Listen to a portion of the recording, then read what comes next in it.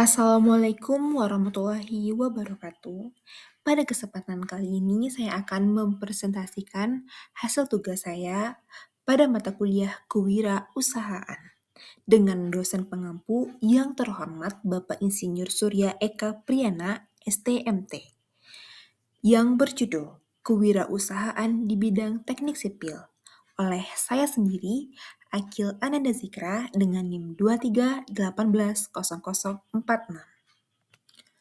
Definisi kewirausahaan. Kewirausahaan adalah kemampuan seseorang untuk menciptakan, mengelola, dan mengembangkan usaha baru dengan memanfaatkan peluang yang ada. Seseorang wirausahawan memiliki jiwa inovatif, berani mengambil risiko, serta mampu mengorganisasi sumber daya untuk mencapai tujuan bisnis yang berkelanjutan. Di bidang teknik sipil, kewirausahaan memainkan peran krusial dalam mendorong pembangunan infrastruktur nasional. Wirausahawan teknik sipil berkontribusi pada pembangunan jalan, jembatan, gedung, dan fasilitas publik yang mendukung pertumbuhan ekonomi serta peningkatan kualitas hidup masyarakat. Pentingnya kewirausahaan ada tiga. Untuk yang pertama, inovasi dalam pembangunan. Inovasi dalam pembangunan adalah ide atau cara baru untuk menyelesaikan masalah lama. Hal ini menggabungkan penelitian dan teknologi baru untuk membuat lingkungan yang lebih baik. Ini sangat penting untuk pertumbuhan ekonomi dan masa depan yang kuat. Yang kedua, penciptaan lapangan pekerjaan. Membuka lapangan kerja dapat dilakukan melalui hilirisasi industri untuk menambahkan nilai sumber daya alam, penguatan UMKM, dan ekonomi kreatif, serta pengembangan program strategis nasional. Untuk yang ketiga, peningkatan kualitas proyek. Tingkatan kualitas proyek dengan standar mutu yang jelas, inspeksi rutin, dan rencana kerja yang terstruktur. Untuk yang terakhir, yang keempat, efisiensi dan daya saing. Efisiensi adalah kunci untuk mencapai hasil proyek maksimal dengan sumber daya minimal. Daya saing berarti kemampuan perusahaan menyelesaikan proyek lebih cepat, lebih murah, dan lebih baik daripada pesaing.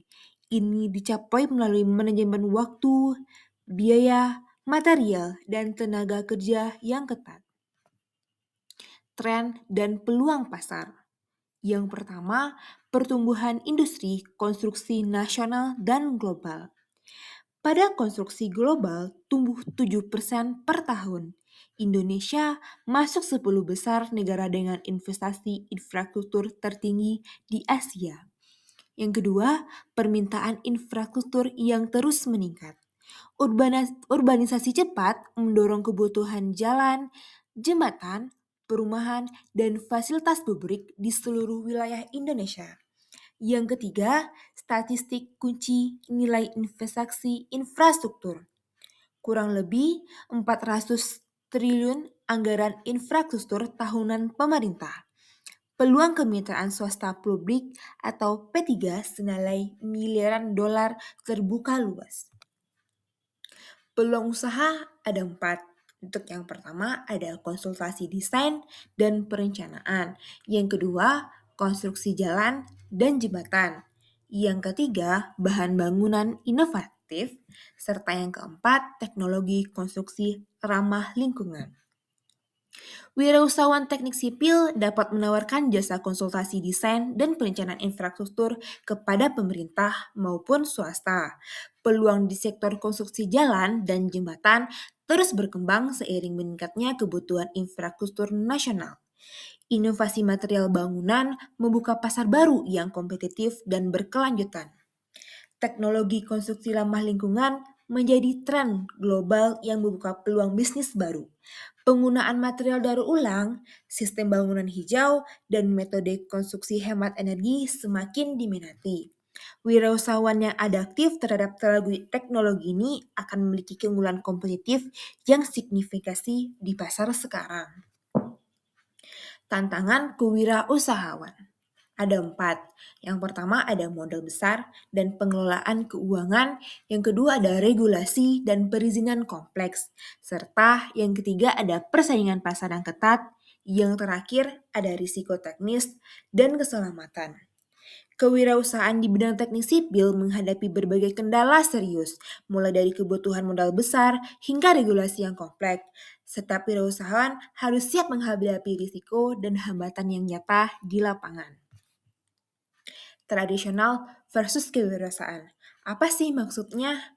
Wirausaha tradisional adalah orang yang menjalankan bisnis untuk mencari uang dengan cara biasa dan sudah ada. Sedangkan kewirausahaan adalah cara berpikir kreatif untuk membangun bisnis dengan ide baru yang memecahkan masalah. Ini adalah mengubah ide menjadi kenyataan. Nah, yang untuk yang lebih rinci kita bahas nih, apa sih bedanya? Untuk yang pertama ada pendekatan tradisional. Satu, ada fokus pada pekerjaan tetap dan gaji. Yang kedua ada stabilitas karir jangka panjang. Yang ketiga ada risiko rendah, imbal hasil terbatas. Yang keempat ada mengikuti prosedur standar. Yang terakhir ada pertumbuhan karir cepat dan linier.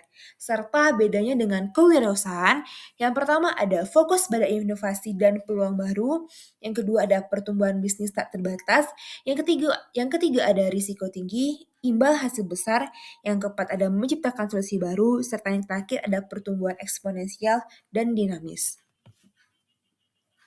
Faktor kunci kesuksesan wirausaha ada 3. Yang pertama ada pengetahuan teknis dan manajemen.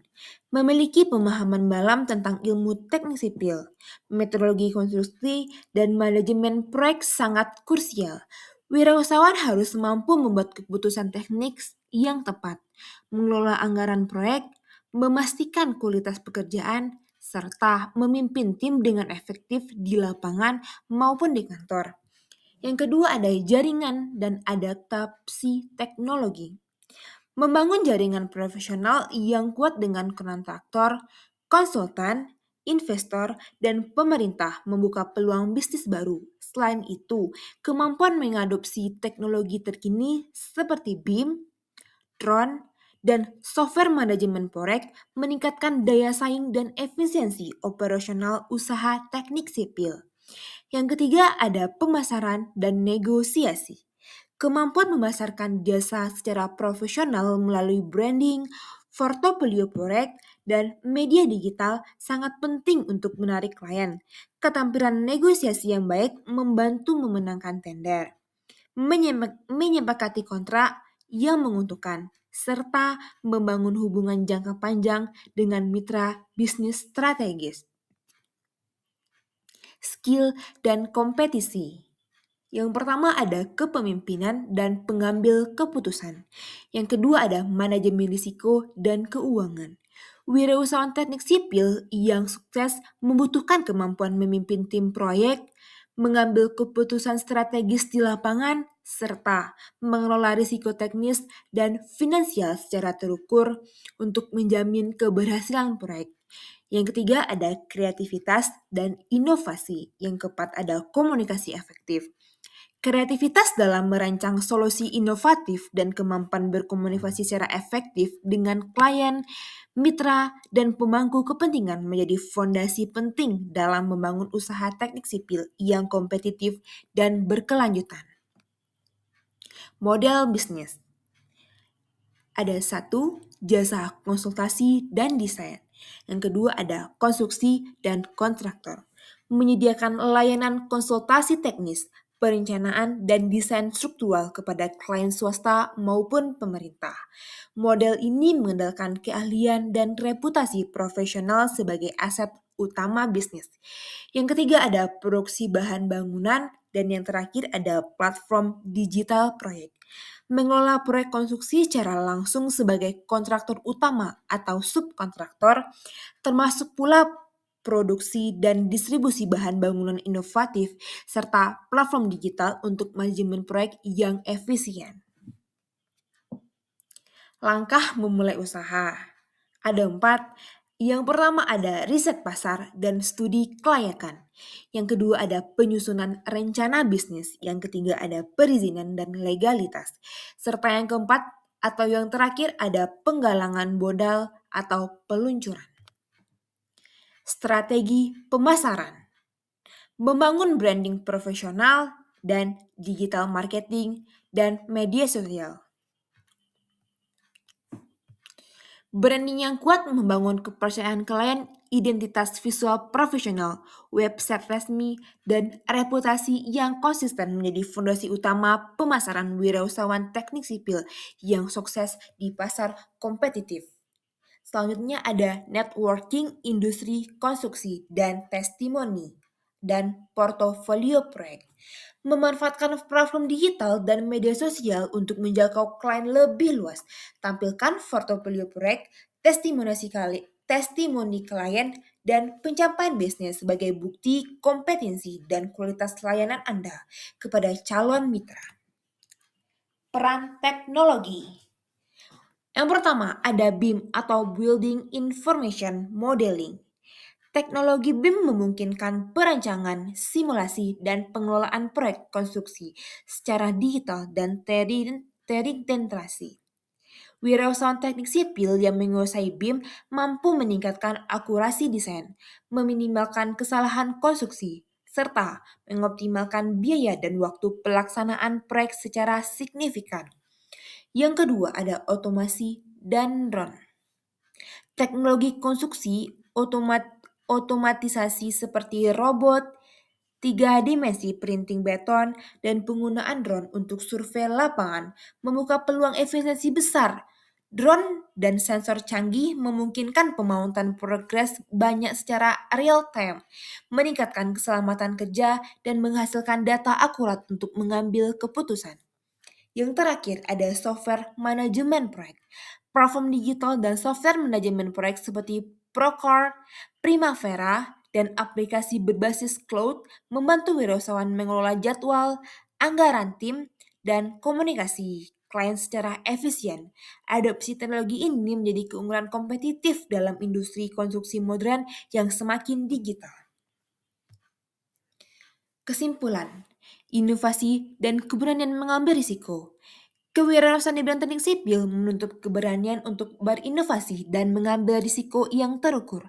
Dengan pengetahuan teknis yang kuat dan semangat wirausaha, setiap insinyur sipil dapat menciptakan perubahan nyata dalam pembangunan infrastruktur bangsa. Inovasi dan keberanian mengambil risiko. Peluang besar Peluang besar menanti di bidang teknik sipil, mulailah dengan riset pasar, bangun jaringan profesional, dan kembangkan ide inovatif Anda. Masa depan infrastruktur ada di tangan para wirausahawan teknik sipil yang berani dan berdedikasi. Sekian dulu presentasi saya pada kesempatan kali ini. Assalamualaikum warahmatullahi wabarakatuh.